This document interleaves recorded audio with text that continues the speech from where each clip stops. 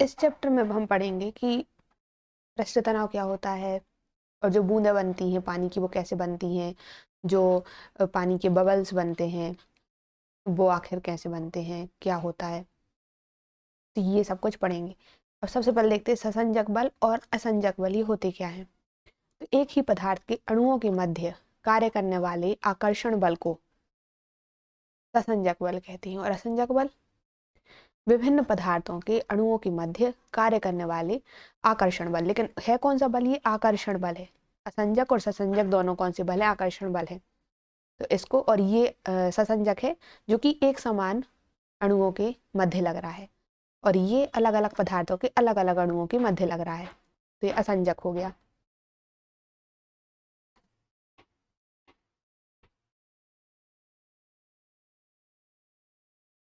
ये देखो, ससंजक को कोहर्सिव कहते हैं और असंजक को एडहेसिव कहते हैं।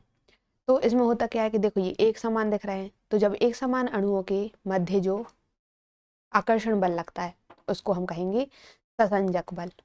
और जो अलग अलग, देखो ये दोनों अलग अलग हैं, तो दोनों अलग अलग अणुओं के मध्य बल लग रहा है आकर्षण बल, उसको हम कहेंगे असंजक बल। अब पृष्ठ तनाव क्या होता है, तो प्रत्येक द्रव का स्वतंत्र पृष्ठ अपने क्षेत्रफल को कम करने का प्रयास करता है। जो द्रव है, अब जैसे पानी है, ठीक है, अब वो कम करेगा। अगर जैसे यहाँ पास थोड़ा सा पानी है, अब वो अपने पृष्ठ पृष्ठ क्या है, मतलब ये फैला हुआ है पूरा, इसका क्षेत्रफल है, इस क्षेत्रफल को कम कैसे करा जाए। जब वो कम करने का प्रयास करता है, इस स्थिति में द्रव के पृष्ठ पर खींची गई काल्पनिक रेखा के किसी ओर प्रति एकांक लंबाई पर एक बल कार्य करता है, जो रेखा के लंबवत तथा पृष्ठ के स्पर्श रेखीय होता है। वह उस द्रव का पृष्ठ तनाव कहलाता है। इसे टी से दर्शाते हैं। जब भी हम पृष्ठ तनाव की बात करेंगे तो उसको हम कैसे दर्शाएंगे, टी से। तो टी बराबर क्या होता है, बल लगता है बटे में एल आएगा, मतलब उसकी लंबाई पर, तो एफ अपॉन एल। अब एफ जो है बल है, बल का क्या लिखते हैं हम, न्यूटन, और एल का मतलब दूरी है, तो दूरी या लंबाई को हम क्या लिखेंगे, मीटर। तो एफ अपॉन एल, तो इसका मात्रक होता है न्यूटन पर मीटर। अब न्यूटन का क्या होता है, तो न्यूटन का होता है M L T-2 और अपॉन में लंबाई का एल। अब ये एल जब ऊपर जाएगा तो एल से एल कैंसिल हो जाएगा, तो हमारे पास आएगा ML0T-2, ये इसका विमीय सूत्र हो गया।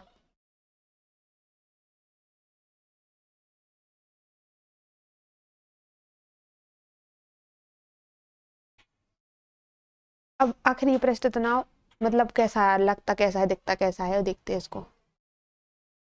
अब जैसे ये है बूंद, ठीक है, पानी की ये बूंद है हमारे पास, तो ये जो है पानी, ये फैल भी तो सकता था यहाँ पर, ऐसा फैल जाता, बिखर जाता, लेकिन ऐसा नहीं हुआ। क्यों, क्या कर रहा है वो, अपने जो क्षेत्रफल है उसको कम करने की कोशिश करता है। जो पृष्ठ यहाँ से यहाँ तक फैला हुआ अगर हो सकता था, लेकिन ऐसा नहीं हुआ, क्योंकि उसने उसको कम करने की कोशिश करी।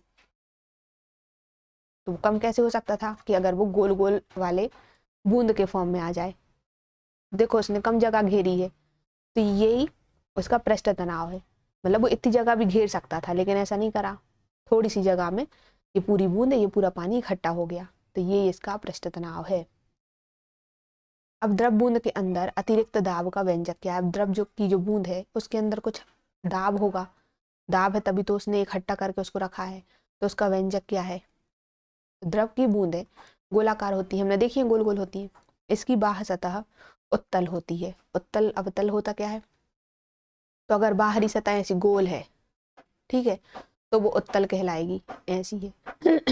और अगर बाहरी सतह ऐसी हो, उल्टी हो, तो वो अवतल कहलाती है। तो जो बूंद रहती है उसकी बाहरी सतह कैसी रहती है, ऐसी गोल, तो वो उत्तल की जैसी रहती है।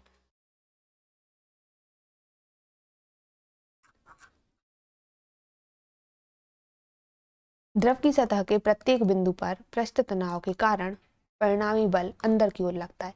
अब जैसे ये द्रव की बूंद है, तो पृष्ठ तनाव यहाँ यहाँ यहाँ यहाँ हर तरफ से पृष्ठ तनाव लग रहा है। तो पृष्ठ तनाव के कारण जो परिणामी बल रहेगा, टोटल जो फोर्स रहेगा, वो इसमें कहाँ लगेगा, अंदर की ओर, अंदर की ओर एक उसमें परिणामी बल लगेगा। जिसके कारण क्या होता है कि अंदर का दाब बाहर के दाब से अधिक हो जाता है। अंदर दाब जो रहेगा वो ज्यादा रहेगा और बाहर दाब जो है वो कम रहेगा। अब माना बूंद की त्रिज्या हम कितनी मान लेते हैं, ये एक बूंद है, इसकी त्रिज्या है कैपिटल R। और उसके अंदर अतिरिक्त दाब कितना होगा, जो एक्स्ट्रा दाब लग रहा है, बाहर का दाब अलग है अंदर का अलग है, तो वो कितना अलग है, वो अतिरिक्त दाब हो जाएगा। तो अतिरिक्त दाब P है। इस दाब के कारण त्रिज्या बढ़कर, अब ये दाब लग रहा है तो त्रिज्या जो है बढ़ जाएगी।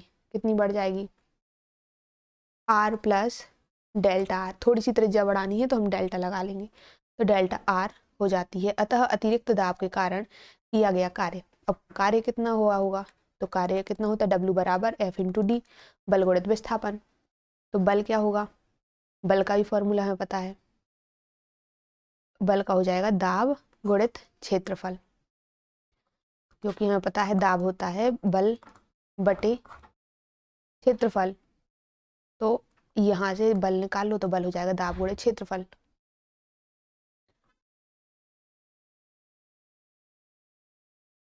तो F की जगह हम फिर क्या लिखेंगे, P इंटू ए, एरिया है उसका, और इंटू ये D तो है ही। अब P तो P रहेगा, लेकिन बूंद का एरिया कितना होगा, एक गोले का क्षेत्रफल कितना होगा, तो 4πr² उसका क्षेत्रफल हो जाएगा। और इंटू विस्थापन थोड़ा सा कितना हुआ है, डेल्टा आर, थोड़ा सा विस्थापन डेल्टा आर हो गया है।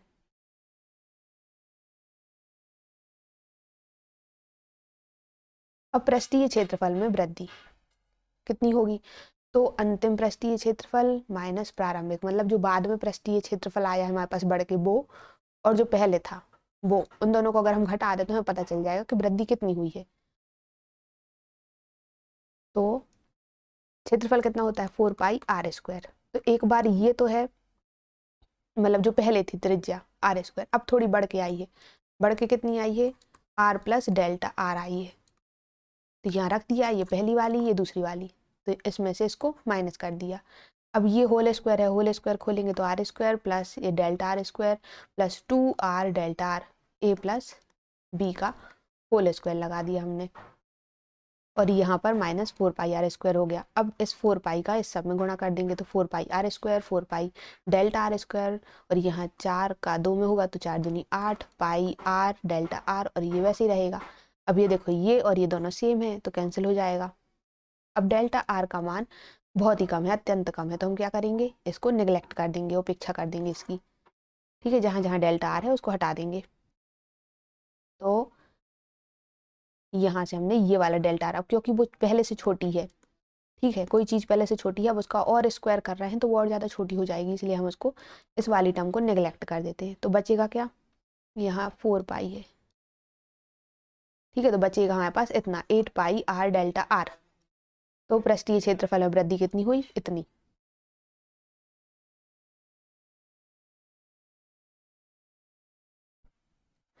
अब पृष्ठीय ऊर्जा में वृद्धि कितनी हुई, क्षेत्रफल में तो हो गई, ऊर्जा में कितनी हुई होगी, तो पृष्ठ का तनाव गुणित पृष्ठीय क्षेत्रफल में वृद्धि। पृष्ठ का तनाव, तनाव क्या हमने देखा था, पृष्ठ तनाव होता है T, तो ये लिखा T, और पृष्ठीय क्षेत्रफल में वृद्धि अब भी निकाली है, वो आई है 8, ये 8πr डेल्टा आर, दोनों का हमने कर दिया यहाँ गुणा। अब समीकरण 1 और 2 से, एक क्या था,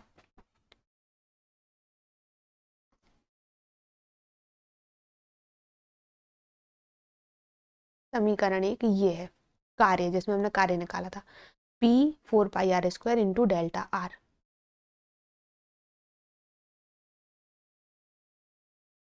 तो दोनों को हम क्या करेंगे, बराबर रख देंगे, ये P 4πr² डेल्टा आर, और फिर ये वाला तीसरा वाला समीकरण 8πr डेल्टा आर टी, इन दोनों को इक्वल रखा। अब हम यहाँ से हमें निकालना है P की वैल्यू। सबसे पहले देख लेते क्या क्या कट रहा है, देखो 4 से 8 कट जाएगा, बचेगा 2, पाई से पाई कट जाएगा, एक आर से एक आर कैंसिल हो जाएगा, और डेल्टा आर से डेल्टा आर हो जाएगा। तो बचेगा कितना हमारे पास, P बराबर इस साइड 2 बचा, T बचा, और नीचे ये वाला एक आर और है, तो ये आर नीचे चला जाएगा, तो 2T/r, ये इतना उस पर दाब होता है, अतिरिक्त नहीं, दाब अकेला होता है।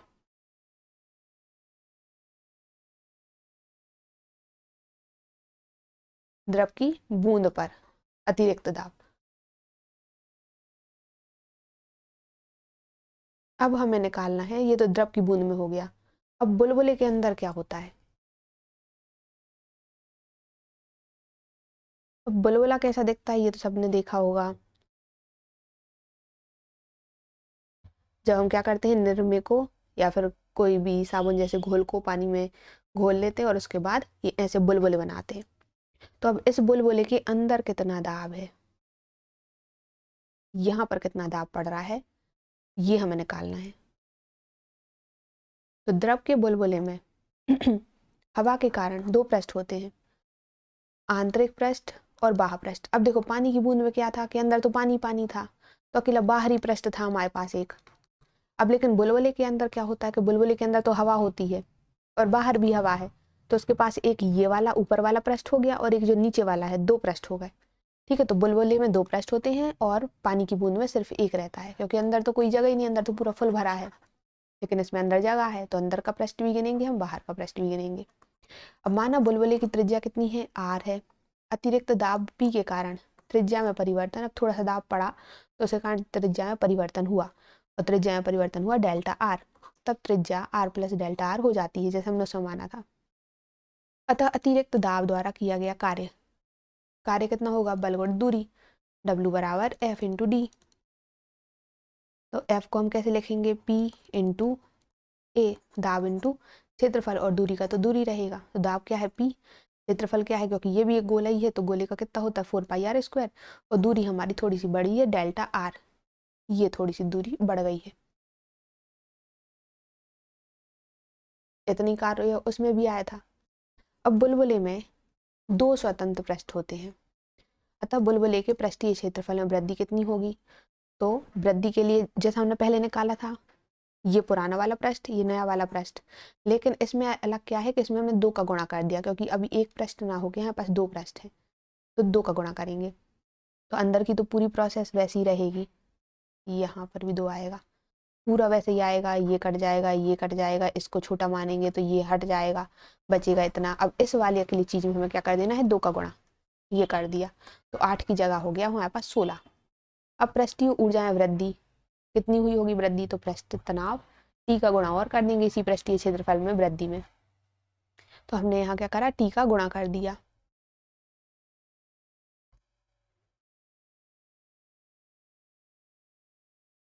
अब अतिरिक्त दाब द्वारा किया गया कार्य कितना होगा, वो पृष्ठीय ऊर्जा में वृद्धि के बराबर होगा। तो यहाँ जो कार्य है यहाँ लिखा है P, ये P है तो इसका और इसको हम दोनों को क्या करेंगे, बराबर रख देंगे। P की वैल्यू निकाल ली है, तो ये 4 से ये कटेगा, 4 चौको 16, यहाँ आएगा 4, पाई से पाई कैंसिल, एक आर से एक आर कैंसिल, डेल्टा आर से डेल्टा आर कैंसिल, तो बचेगा कितना, P बराबर 4t बटे में r। वहां पर कितना आ रहा था, वहां आ रहा था 2t अपॉन में r। अब यहाँ क्या है, दो पृष्ठ हैं अपने पास, तो यहाँ दो का गुणा हो गया, तो बस ये हमारा 4 हो गया।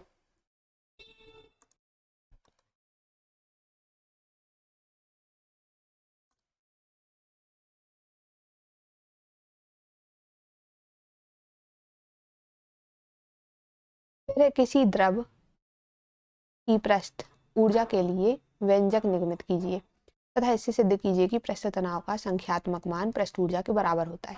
अब हम निकालनी है कि कितनी पृष्ठ ऊर्जा होगी, पृष्ठ ये है, इसको मतलब इसमें कितनी ऊर्जा होगी, तो वो हमें निकालनी है।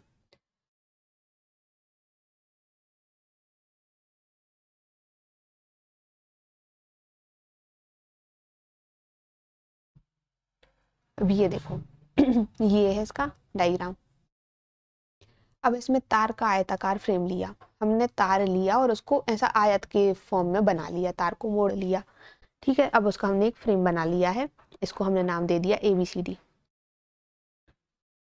ABCD, जिस पर एक बार GH स्वतंत्रता से आगे पीछे खिसक सकता है। बार मतलब एक ऐसी लाइन टाइप की है, डंडी है, ये है ये है GH, इस बार को नाम दे दिया है GH। और ये क्या कर रही है, इसके ऊपर रखा है हमने, तो ये आराम से हम इसको यहाँ से वहां खिसका सकते हैं। अब फ्रेम को साबुन के घोल में डुबाकर एक फिल्म ली जाती है। हमने क्या करा, ये जो हमने फ्रेम बनाया है इसको साबुन का घोल लिया, पानी में साबुन घोल ली, तो वो साबुन का घोल बन गया, और उसमें इस फ्रेम को हमने डुबा दिया, तो क्या होगा, एक उसमें सतह बन जाएगी ऊपर। ठीक है, फिल्म और डुबाकर एक फिल्म ली जाती है।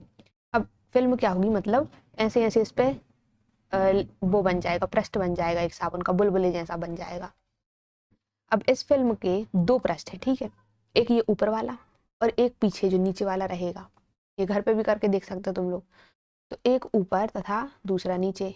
पृष्ठ तनाव के कारण यह फिल्म सिकुड़ने का प्रयास करेगी। अब क्या होगा, ये मतलब सिकुड़ने का जैसे प्रयास करती है, जैसे कि बुलबुला करता है गोल हो जाता है, ऐसे ये भी पास पास आने की कोशिश करेगी। तथा तार जी एच पर एक बल लगेगा। अब जो तार जी एच है जो हमने इसके ऊपर रखा है, उस पर कौन सा बल लगेगा, F बराबर T इंटू 2L एक बल लगेगा, जो कि क्या होगा, पृष्ठ तनाव गुणित उसकी दूरी। और ये अंदर की ओर लगता है, जहां T द्रव का पृष्ठ तनाव है, L जो है वो जी एच उसकी लंबाई है, जो जी एच तार है इसी की लंबाई है L।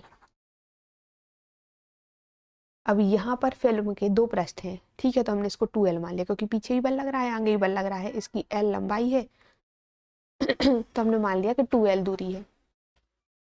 अब स्पष्टतः तार GH को अपने ही स्थान पर बनाए रखने के लिए इस पर एक बल F बाहर की ओर लगाना पड़ेगा। यदि बल F द्वारा तार GH को x दूरी तक खिसकाया जाए, अगर हम खुद इसको x दूरी तक खिसका दे, ठीक है, यहाँ से यहाँ तक खिसका लें खुद ही, पहले मान लो कि यहाँ पर कहीं रखा था, हमने थोड़ा यहाँ पर खिसका लिया, x दूरी इसको खिसका लिया है, तो तार पर किया गया कार्य जो हमने खुद कार्य किया है वो कितना होगा, तो इसकी स्थितिज ऊर्जा में जितनी वृद्धि होगी उतना होगा।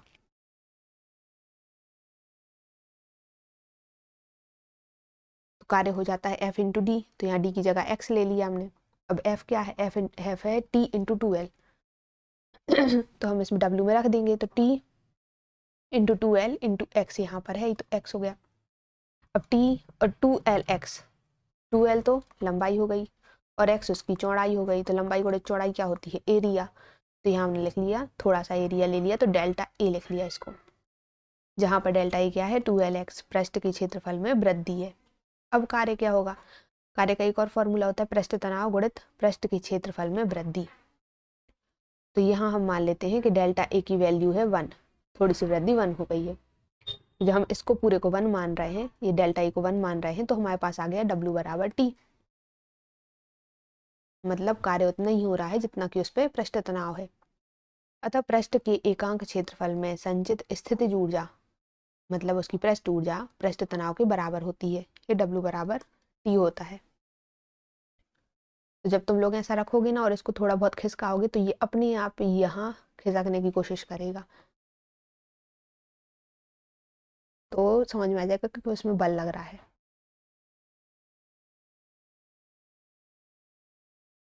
अब देखते पृष्ठ तनाव के कुछ एग्जाम्पल क्या क्या होते हैं। तो पहला है सुई का पानी पर तैरना।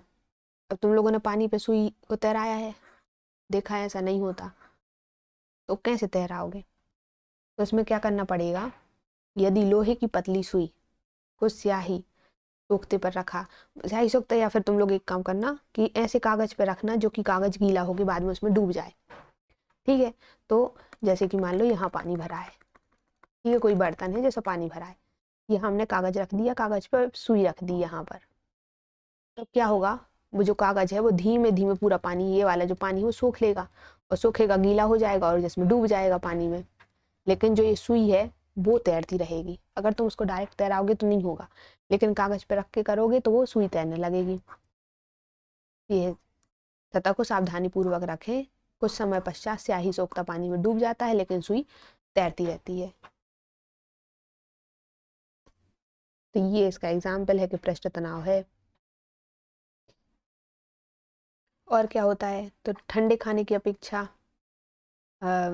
गर्म खाना अधिक स्वादिष्ट लगता है, ऐसा क्यों होता है, तो इसका कारण यह है कि ताप बढ़ने पर, अब अगर हम ताप बढ़ा दें, पानी का भी ताप बढ़ा दें, तो उसका पृष्ठ तनाव कम हो जाएगा, मतलब वो ज़्यादा एरिया में फैल जाएगा। अगर पानी गर्म पानी लिया जाए तो वो ज़्यादा एरिया में फैला रहेगा, अगर उसी की जगह हम ठंडा पानी लें तो उससे सिकुड़ जाएगा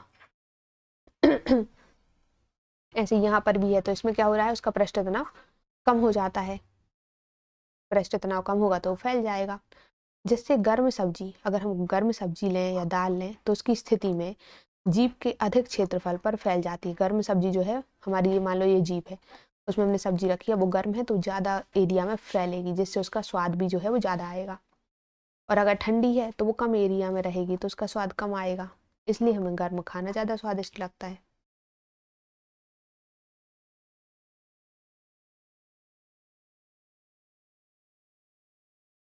फिर शीशे के गोल छर्रे बनाने के लिए शीशे को पिघलाकर ऊंचाई से फुहार के रूप में पानी में गिराते हैं। अगर हमें शीशे के गोल गोल छर्रे बनाने हैं, जिसको हम कंचे कहते हैं, अगर ऐसा कुछ बनाना है तो हम क्या करेंगे, उसको पानी में डालेंगे लेकिन ऊंचाई से गिराकर। तो ऊंचाई से गिराकर ऐसा क्यों करते हैं? तो पृष्ठ तनाव के कारण गिरते समय पिघले शीशे की बूंदें गोलीय आकार ग्रहण कर ली। जैसे पानी गिरता है ना, तो पानी गिरता है तो गोल गोल बूंदों के जैसे हो जाता है। ऐसे ही अगर हम उसमें शीशा, जो कि हम गर्म शीशा डाल रहे हैं पिघला कर, तो पिघला हुआ शीशा क्या करेंगे, ऊपर से डालेंगे तो पहले तो वो ऐसा कैसे भी शेप में रहेगा, फिर वो अपने आप गोल गोल शेप में आ जाएगा। और जब वो पानी में जाएगा तब तक तो वो गोल गोल शेप में हो ही जाएगा, और पानी में जाके वो ठंडा हो जाएगा, और जैसे ही वो ठंडा होगा तो वो कांच के छर्रे बन जाएंगे, गोलियों का रूप ले लेगा। फिर है छोटे छोटे गड्ढों में जहाँ पानी रुका हुआ हो वहां के मच्छर को मारने के लिए मिट्टी का तेल डालते हैं। सब क्यों करते हैं? देखा है ना, जहाँ भी पानी ऐसा रुका हुआ हो हर पर तेल डाल दो तो वहां मच्छर पैदा नहीं हो पाते हैं, रुक नहीं पाते। ऐसा क्यों है? तो मच्छर रुके हुए पानी की सतह पर अंडे देते हैं, जो पानी के पृष्ठ तनाव के कारण वहां रुके होते हैं। अब क्या होता है,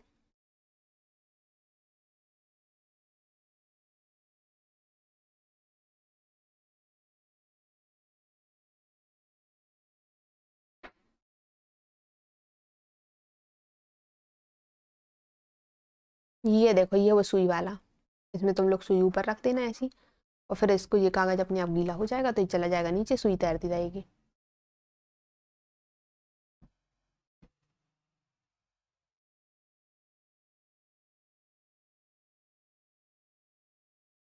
ये है मच्छर का, देखो तुम लोगों ने ऐसा देखा होगा, मच्छर पानी पर तैरते रहते। मच्छर डूब क्यों नहीं जाते? क्योंकि पानी का क्या है, पृष्ठ तनाव है, एक इसका सरफेस एरिया है, तो उस पर ये अपने पैर जमा के खड़े रहते हैं, बैठे रहते हैं। तो अगर, लेकिन हम क्या करेंगे, जैसे तेल डाल देंगे तो किंतु मिट्टी का तेल उन गड्ढों में रुक के पानी पर डालने से पानी का पृष्ठ तनाव कम हो जाता है, पानी और ज्यादा फैल जाएगा, उसका जो तनाव है, पृष्ठ तनाव है, वो कम हो जाएगा। जैसे मच्छर अंडे मतलब जो मच्छरों के अंडे हैं वो पानी में डूब जाएंगे, वहां पर सरफेस पर रुक नहीं पाएंगे। पृष्ठ तनाव क्या करता है, हमें एक पृष्ठ प्रदान करता है जहां पर मच्छर आराम से रुका हुआ है। तो जब वो ही नहीं रहेगा तो मच्छर रुक नहीं पाएगा और वो, उसके अंडे जो हैं वो पानी में डूब जाएंगे।